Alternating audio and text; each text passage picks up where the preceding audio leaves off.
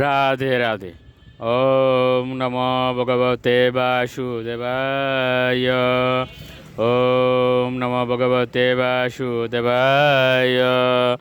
ওম নমো ভগবতে বাসুদেবায়। শ্রীমদ্ ভাগবত চতুর্থ স্কন্দ পোষণম নবম অধ্যায় ধ্রুব মহারাজের গৃহে প্রত্যাবর্তন। শ্লোক 65।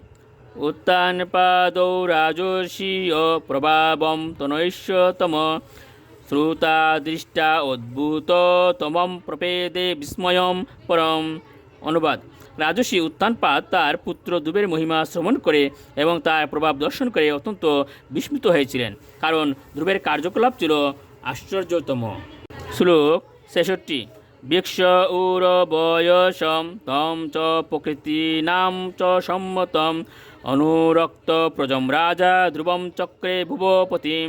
অনুবাদ: তারপর মহারাজ উত্তানপাদ বিচার করে দেখলেন যে ধ্রুব মহারাজ রাজ্য পরিচালনার উপযুক্ত বয়স প্রাপ্ত হয়েছেন এবং মন্ত্রীরা সম্মত আছেন এবং প্রজারাও তার প্রতি বিশেষ অনুরক্ত।